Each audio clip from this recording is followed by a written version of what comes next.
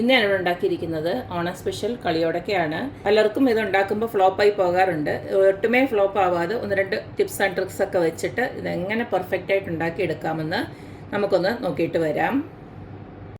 Onam special കളിയോടൊക്കെ ഉണ്ടാക്കാനായിട്ട് ഞാൻ 2 cup വറുത്ത അരിപ്പൊടി, അതായത് നമ്മുടെ ഇടിയപ്പത്തിനൊക്കെ എടുക്കുന്ന പൊടിയുണ്ടല്ലോ, വറുത്ത അരിപ്പൊടി, അതാണ് എടുത്ത് വെച്ചിരിക്കുന്നത്.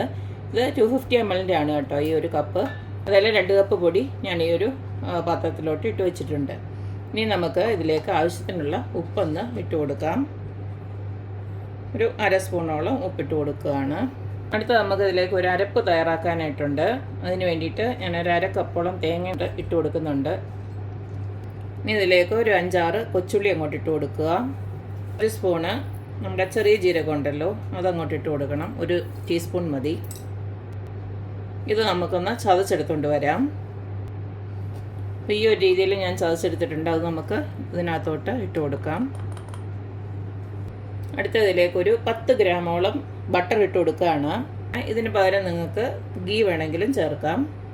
ആദ്യം തന്നെ ഇതെല്ലാം കൂടെ ചേർത്ത് നമുക്കിതൊന്ന് ജസ്റ്റ് ഒന്ന് കുഴച്ച് വെക്കാം. ഇതിപ്പോൾ ഒരുവിധം ഉരുകിയ ബട്ടർ തന്നെ ആയിരുന്നു, അതുകൊണ്ടാണ് ഞാൻ ഇങ്ങനെ ഇട്ട് കൊടുത്തത്. ഈ സമയം കൊണ്ട് കുറച്ച് വെള്ളം കൂടെ ഒന്ന് തിളപ്പിച്ച് വെക്കണം. നമുക്ക് ഇതിനകത്തോട്ട് നല്ല തിളച്ച വെള്ളം തന്നെ ഒഴിച്ചു കൊടുത്തതൊന്ന് കുഴച്ചെടുക്കാൻ വേണ്ടിയിട്ടുള്ളതാണ്.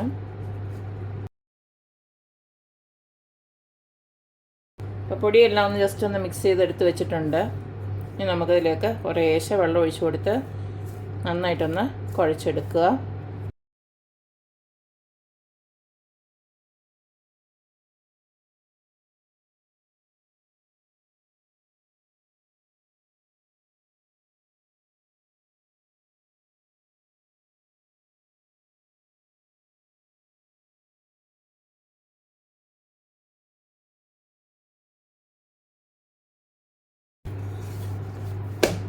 അപ്പോൾ ഇതുപോലെ ഒന്ന് കുഴച്ചെടുക്കുക.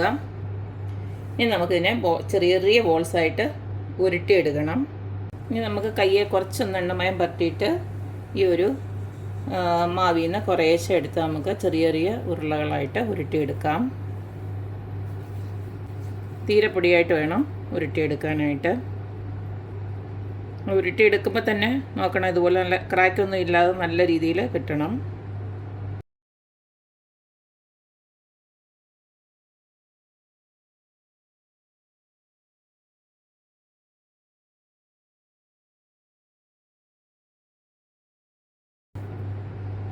ഇടയ്ക്ക് ഇങ്ങനെ ഉരുട്ടുമ്പോൾ ഇങ്ങനെ ചെറിയ ഉള്ളികളൊക്കെ ഉണ്ടല്ലോ, അത് അരയാതെ വല്ലതും ഉണ്ടെങ്കിൽ അതങ്ങ് മാറ്റിക്കളയണം, അല്ലെങ്കിൽ ഇതെല്ലാം കൂടെ പൊട്ടിത്തെറിക്കും.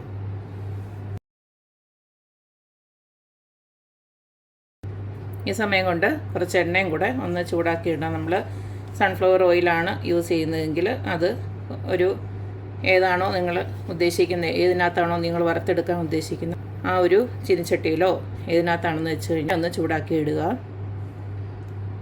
കാരണം ഈ ഒരു ഉരുട്ടുന്ന പണിയേ ഉള്ളൂ. അത് കഴിഞ്ഞ് നമുക്കിത് വേഗം തന്നെ വറുത്ത് കോരിയെടുക്കാം.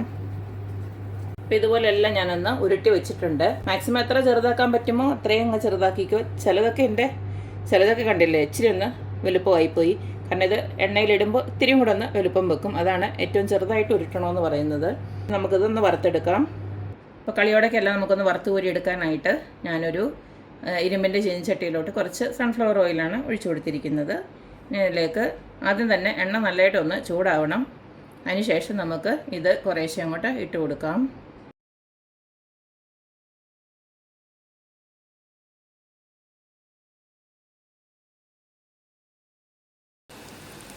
ഒരുപാട് തിക്കിയിട്ട് കൊടുക്കണ്ട.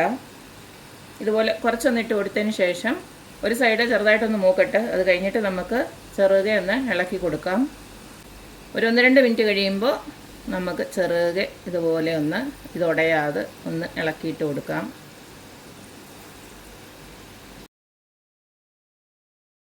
ഇത് നല്ലതായിട്ട് മൂത്തോ ഇല്ലയോ എന്ന് അറിയാനുള്ളൊരു ട്രിക്ക് ഞാൻ പറഞ്ഞു തരാം. ആദ്യം നമ്മൾ എണ്ണയിലിടുന്ന ഇത് മൂക്കാത്തതുകൊണ്ട് നമ്മൾ ഇത് എണ്ണയുടെ അടിയിൽ ഇങ്ങനെ പോയി കിടക്കും. ഇപ്പോൾ കണ്ടില്ലേ, ഇതിൽ 1-2 എണ്ണം ഇപ്പോൾ അടിയിൽ ഇങ്ങനെ പോയി കിടക്കുകയാണ്. ബാക്കിയെല്ലാം ദാ ഇതുപോലെ മേളിലോട്ട് ഉയർന്ന് വരുന്നുണ്ട്. കണ്ടില്ലേ, ഇതുപോലെ വരും. അപ്പോൾ മൂക്കുമ്പോഴാണ് അത് അതുപോൾക്ക് വരുന്നത്. അതായത് ഭാരം കുറയുമ്പോൾ ഇങ്ങനെ വരും. അപ്പോൾ ആ ഒരു പരുവാകുമ്പോൾ നമുക്കിത് വാങ്ങാം. അപ്പോൾ ഇത് നല്ലതായിട്ട് അകവും നല്ലതായിട്ട് മൂത്തു എന്നാണ് അർത്ഥം. ഇനിയിപ്പോൾ ഒരു 2-3 എണ്ണമുണ്ട്, കണ്ടില്ലേ. അതും കൂടെ ഒന്ന് മൂത്ത് വന്നതിന് ശേഷം നമുക്ക് കോരി മാറ്റാം. അല്ലെങ്കിൽ പിന്നെ വേറെ ഒന്നുമില്ല, ഒന്നോ രണ്ടോ എണ്ണം എടുത്തിട്ട് ഒന്ന് കഴിച്ച് നോക്കുക. എല്ലാം നല്ലതായിട്ട് അകം നല്ലതായിട്ട് മൂക്കണം അല്ലെങ്കിൽ ഇത് പിന്നെ കുറച്ച് കഴിയുമ്പോൾ ഇതങ്ങ് പതുങ്ങി പോവും, പിന്നെ ഒന്നിനും കൊള്ളത്തില്ല.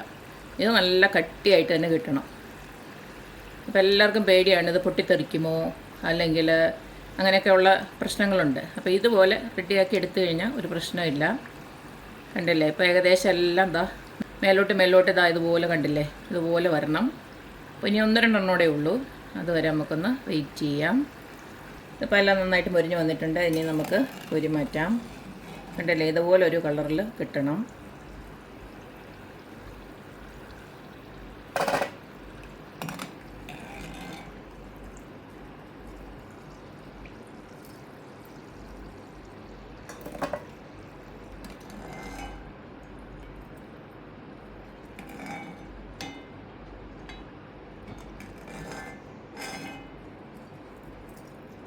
ബാക്കിയുള്ളതും നമുക്കിതുപോലെ വറുത്ത് മാറ്റാം.